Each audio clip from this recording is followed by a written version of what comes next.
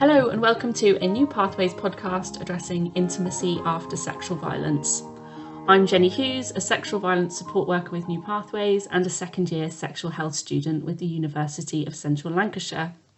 Since working with New Pathways, I have noticed that there's a need for conversations around intimacy. It's something that clients have brought up quite regularly, and I wanted to do something to address that for them. And today on the podcast with me, I have Shona Langley. Hello, hi Jenny. Shona Langley. So thank you for inviting me on this podcast.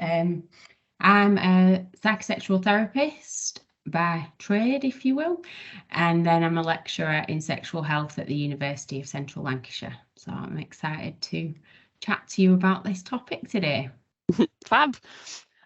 So trigger warning for anybody listening, this podcast includes content discussing both sexual violence and issues around intimacy. So please only listen if you feel comfortable to do so.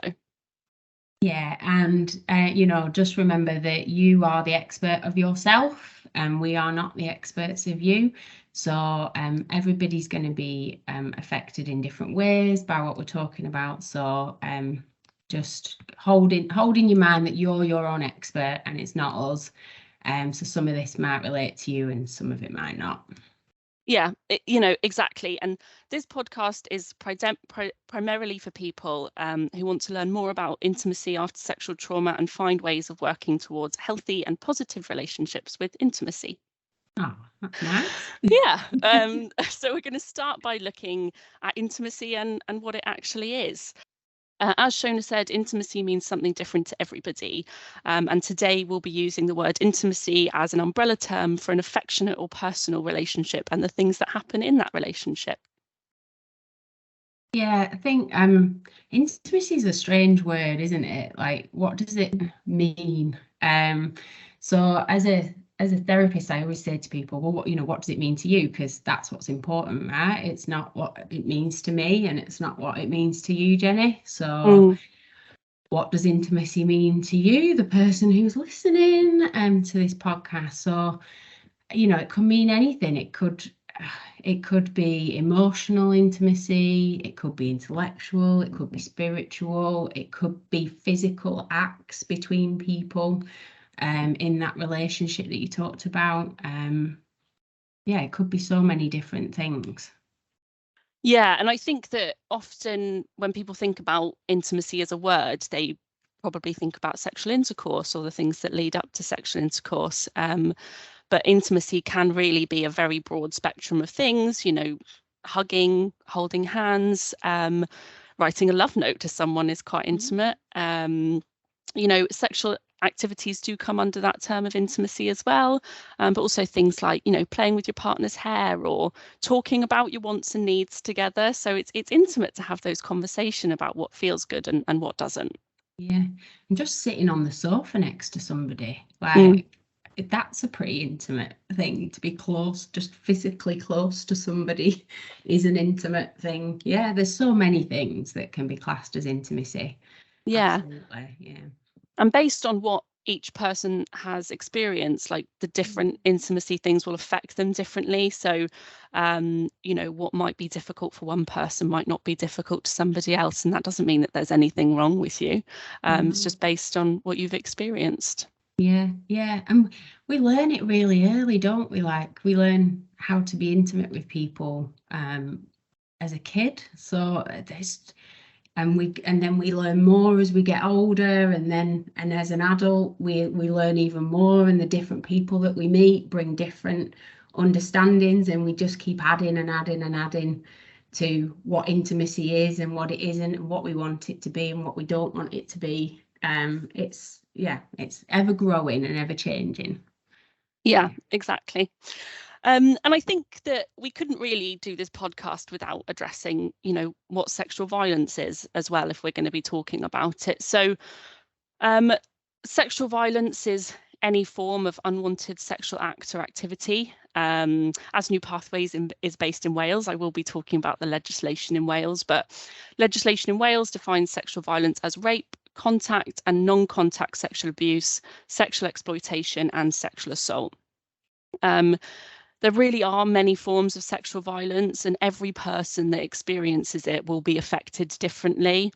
There's lots of myths and misunderstandings around sexual violence, and this can make it really difficult for people to know what happened to them is sexual violence. And also really important to know that sexual violence can be committed by somebody that you know, members of your own family, and it can happen within relationships as well. And of course, sexual violence can be committed by a stranger. So next, I guess we should talk about, what intimacy issues or difficulties might people face after sexual violence? So intimacy issues that survivors can experience are really wide ranging. So, there's not one thing that somebody's going to experience, and every person who's experienced sexual violence is going to have difficulties with. It's really important to know that. And it's really important to know that there's a lot of research out there that talks about this. So you're not on your own, that there's a lot of people that experience difficulties after they've experienced sexual violence. So you're absolutely not on your own. If you're listening to what we're going to talk about now, don't sit there and think it's only me, because it isn't. And there's a lot of literature out there that talks about this. So for both sexes who've experienced sexual violence, they report difficulties with sexual function. So this is, sexually, are things working for you? That's what we're talking about with sexual function. Are things working? Are they not working when you want to be sexual with somebody? People experience more sexual dysfunction, so things aren't working the way that they want them to when they want to engage in sexual activity. People experience distress at the thought of being sexual or engaging in any sexual activities, and people experience lower levels of sexual satisfaction. So when they do get sexual with somebody, they're not as satisfied with it. These are some of the problems that people experience from a sex perspective. But from a relationship perspective, people experience, difficulty attaching to people and being satisfied with their relationships, knowing how to kind of manage the boundaries of relationships and say what they want and what they don't want. Sometimes difficulty trusting a partner or partners, feeling disconnected from somebody who they want to feel connected to, and sometimes people avoid all of that, all of the relationship contact and all of the possible sexual contact. Sometimes people feel confused about their identity, their sexual identity, their orientation, who they want to have relationships with or not. Some people just experience difficulties being touched, being close to another person. That can lead to pain. It can lead to difficulties with arousal. It can lead to difficulties with ejaculation and orgasm. There's so many different experiences and challenges that people can face when it comes to their intimacy. It could just be that you don't want to sit next to somebody on the sofa anymore, because it's too close for you. That can be too much. Never mind anything past that. Or you might be absolutely kind of really wanting sexual activity. That could be the other side of it. It's not just not wanting any contact with somebody in any intimacy. It could be that you're constantly wanting intimacy and contact with somebody. So there's such an array of challenges that people can experience. So none of them are unusual. None of them are only going to be experienced by you. There's going to be somebody else who's felt like that. They're common. It's a normal response. It's absolutely normal. Yeah, and I think that some clients that I've spoken to, sort of that fear of being triggered during sexual intimacy by one specific thing can prevent them from doing anything else that comes before that. So the fear of what it might end up being. So if that is sexual intercourse or something like that, all of the other things that come before that might also feel really big and scary because they don't want it to end there. But, just really important to acknowledge that, sexual intimacy and sexual intimacy are so many different things, and they don't have to result in one end thing. They could be just on their own, or they could lead to something in the middle. Yeah. That's really important what you've said there, Jenny, because I've seen that a lot with clients. The clients can just completely avoid any kind of intimacy because they're so worried and jumping straight to the perceived endpoint and thinking, oh, well, if I hold somebody's hand or I start a relationship with somebody or I go on a date with somebody and we go to the cinema or, where's it going to end? And their brain's already gone right to the very end point. Well, if I accept a date from you and we go to the cinema, you're going to want me to hold hands with you. You're going to want me to kiss you. You're going to want me to do this, this, this, and this is going to end up here. And I don't want any of that. Thank you very much. And, there can be a real avoidance of anything because people's thoughts have run on really quickly. But like you said, there's so many, we've just said there's so many different points of intimacy. It doesn't have to go anywhere. It doesn't have to lead it anywhere. So yeah, just breaking intimacy down and breaking down where we might get the challenges is an important conversation and thing to realise. Yeah, definitely. And I think that, these examples of, of issues or difficulties that we've discussed are only issues if they impact you as a person in a negative way. If intimacy isn't something you want to engage with, or the way that you have intimacy is really good for you, then that's completely okay. Just because we're talking about them as issues doesn't mean that they're issues for you. Absolutely. I always say it's not an issue if it's not an issue. Absolutely. Because like we said at the beginning, it's not what we think's important, it's what you think's important. The person listening, the person, thinking about this, that you are the most important person and that is the most important perspective. Nobody else's. Yeah, definitely not ours. Yeah. Exactly. So I suppose we should move on to, talking about different things that people can try. We want to try and provide some sort of practical support and guidance. So we're going to sort of talk about now a couple of different things that you can just give a go in, the comfort and safety of your own home, or your own bedroom, or wherever feels safe for you.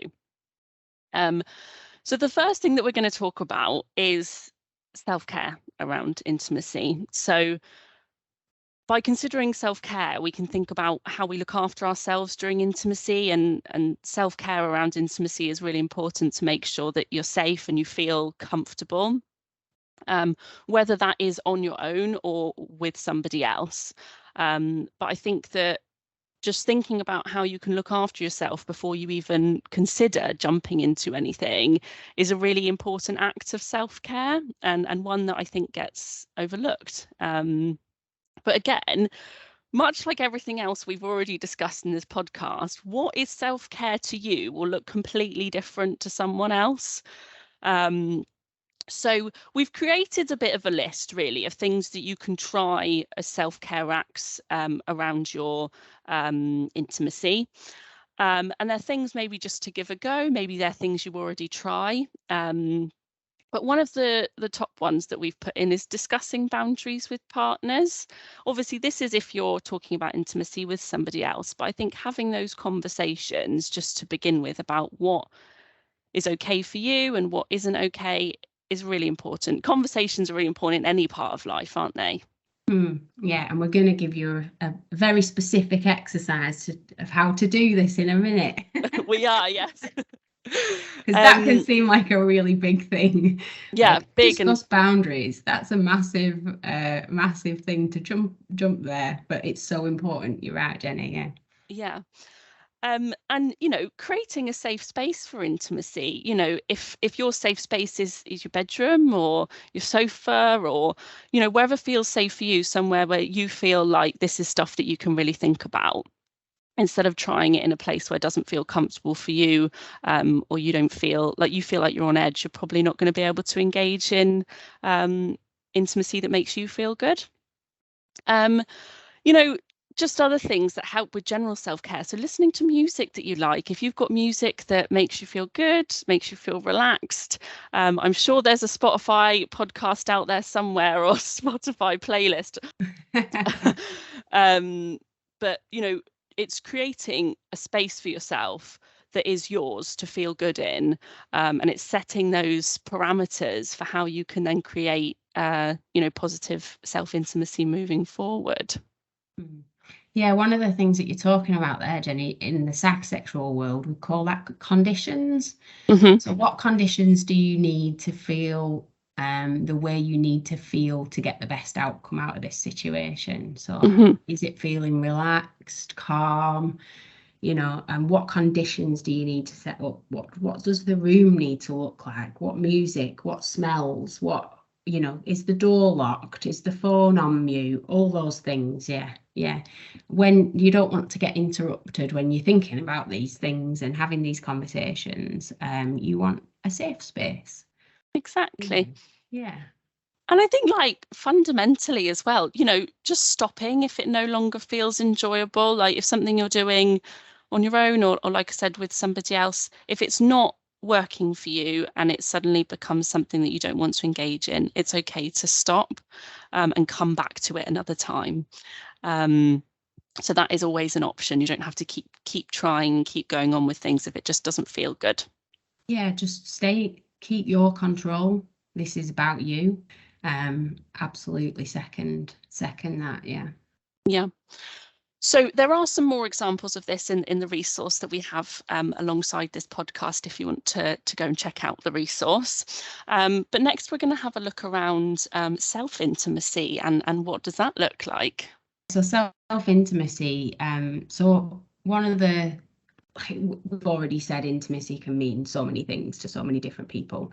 So first and foremost, what does it mean to you? So maybe a good way to kind of pin this down, instead of it all running about in your head, is to like journal it, write it down, put it on a spider diagram, posters, post-it notes, stickers, draw it, paint it, doesn't matter. What does it mean to you? Figure out what it means to you first.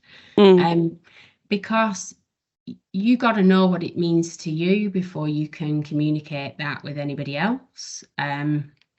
So for some people it can seem really big and scary, so take the time to figure out what intimacy means to you, what you want it to look like, what feels good, what doesn't feel good when you're on your own, what feels safe, what doesn't feel safe when you're on your own. And then once you've got an idea of what intimacy is gonna look like, and if you want to start thinking about it in terms of physical intimacy, then we can do an exercise which is about our own body. So we can treat our body almost like a map, and we can start off right down at our tippy toes, or right up at the top of our head, or right at the very end of our fingers, and we can work our way through our body, and we can think, is this an area that I feel safe touching myself? Do I feel comfortable? Does it freak me out? And we can work from wherever. Again, this is your body, so you start where you want. You're in control. Let's go from the tippy toes for the purpose of this podcast.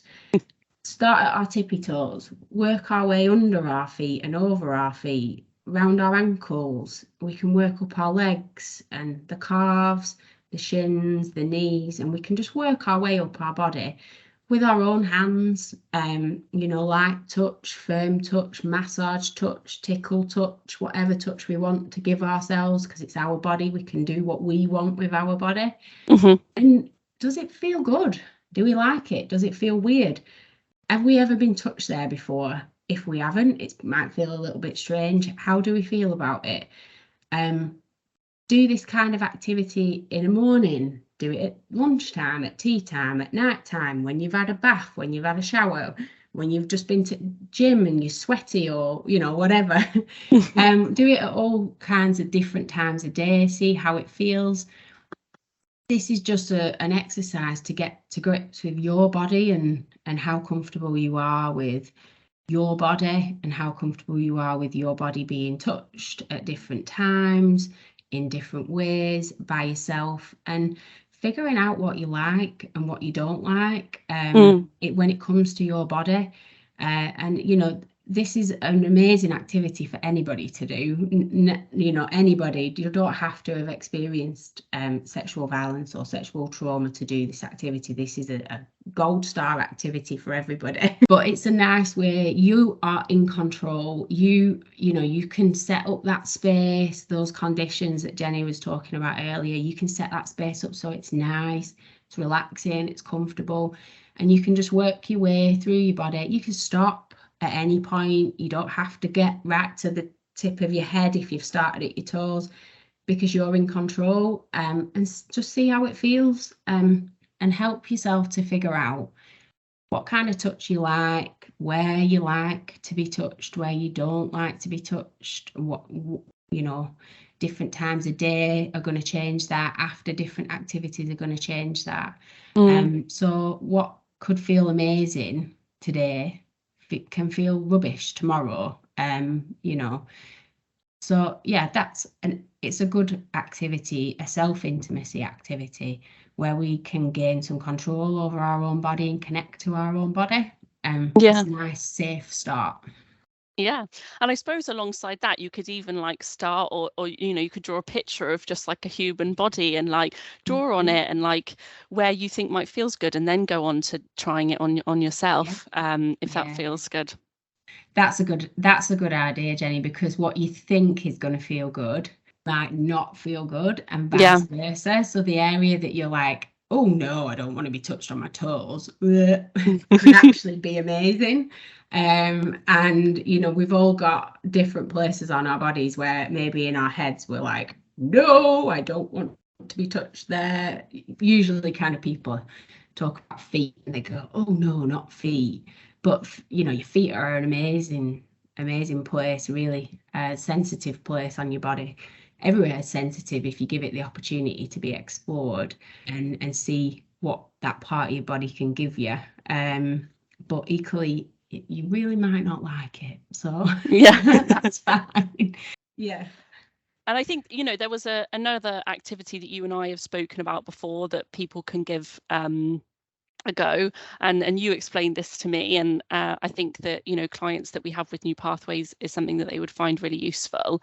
So maybe you could explain it to us. I think it's the green, amber, red activity. Yes, the rag activity, as I call it. And people look at me strange, like, rag? What are you on about? So I think this is one of my favorite activities, and I've used this in all my work, not just as a psychosexual therapist. When I was doing sex education with young people, when I was working with sex workers, with people who've experienced sexual violence, I've used this activity all throughout my career, and I really advocate it. So, you know, if you've taken the time to do that self-intimacy activity and you want to think about how you could start to communicate that knowledge that you've gained about yourself to somebody else who you're thinking you might want to become intimate with, then the red, amber, green, amber, red activity is a great activity to do. So you could literally take all that information that you've got, so what intimacy is that we were just talking about, you know, mean to you, and you could think about what might intimacy mean to other people as well. You're going to end up with a massive list of things that intimacy could be.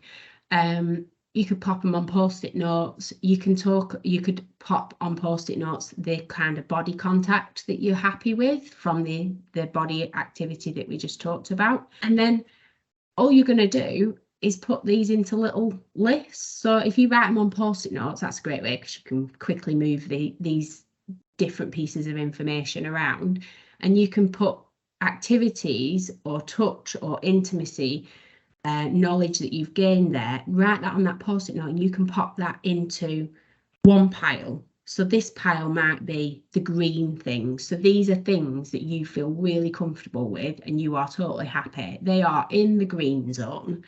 They are really, you know, that you are really comfortable with these activities, these ideas, and you are happy and willing to try those things.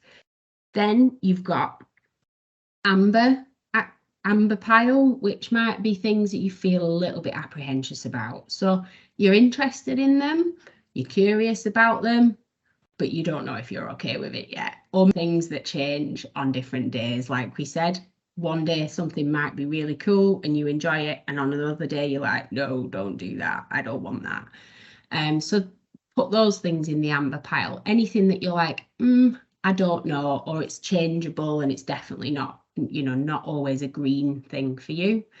And then you've got a red pile. These are things that you really are not happy to engage with, and you don't want to try them. They're not for you. Now, you've got these piles. This can be a really good way to start and say, these are the things that I'm willing to explore with you, another person, whoever that is. And then you don't have to share this information, all of it do not have to give these piles to anybody and say, this is everything, how I feel about intimacy. This is for your knowledge. But when you've got these really concrete piles, it gives you a good starting point to start a conversation, because you've really clearly worked it out for yourself. What's green and good to go, what's amber, and you know that might give you a bit of wobble, I'm not comfortable, and then what's red, and that should give you a way to communicate what you're happy to do and what you're not happy to do, and what you're questioning whether you want to do with somebody else. And again, we keep saying this, but this is going to be so different for so many people, and this is going to change every day, every week, every month, every year. Different people, it's going to be different every time. So this isn't like a one-time activity. You have to stick to this. Stuff's going to move from green to red to amber. Stuff's going to go from green, from red to green, and different people, different times, different places. This is just a starting point activity to get an idea. It's hard to talk about boundaries, and it's hard to communicate things we don't want to do or things we do want to do. It can feel a really big conversation, but I like this activity because it breaks it down into little chunks, post-it note chunks, and you can offer the post-it note and say, this is something I'm happy to explore. This is something that I'm not, and you've got that boundary set out in yourself there. And as we said at the beginning, it's all about you being in control, and you feeling comfortable with yourself, and not anybody else and what their ideas are about what you should or shouldn't be doing. Yeah, exactly. And I think that we all really like bite-sized practical things that we can try and just put into place. And I think that this activity is a really good thing that people can kind of monitor. They can kind of like, well, last month this was, and that relates back to the journaling thing we were talking about before. This month these things feel really scary for me, and this month they feel less so, and maybe thinking about why that is. So yeah, you could try this in so many different ways, and however works for you. Like if it's like a post-it note like Shona said, or you could have something laminated, and you can, or a whiteboard, whatever works for you. So this is something that you can monitor and keep coming back to, because your intimacy and your comfortableness and your intimacy is really important and really fundamental for just general well-being. You could even scrapbook it. Yeah. You could be, do people still get magazines, or do we read everything online now? Might be showing a bit of age there. You could scrapbook it. What are the pictures of what intimacy means to you, and is that, what feeling does that bring? And scrapbook those pictures into the red, the green, whatever way it works for you. Absolutely, whatever way it works for you. It doesn't matter, but it's just getting that firmness about, it's okay for things to be not what you want to do, and for you not to be sure about whether it's something you want to do or not. That's fine. I was talking to you, Jenny, when I was like, belly buttons, no. And there's no trauma there, but if not, don't touch my belly button, because that's always going to be in the red for me. Not my thing. No, feet fine, belly buttons absolutely not. So No, and I think that belly buttons is probably a really good place to come to an end with the podcast. But yeah, I mean, like, as we've sort of gone over a few different points in the podcast, this whole conversation around intimacy, it doesn't mean that there's an end goal that you have to reach, that, you know, if things don't change, or, you know, if you don't want things to change, that there's an issue with that. And this is all about you. And that's why we wanted to put this out there, just so this conversation is being had. And I really want to thank you, Shona, for coming on and talking to me about this, and providing some really practical advice and guidance for people, because it's, you know, incredibly useful, and I hope it's useful once we put it out there into the ether.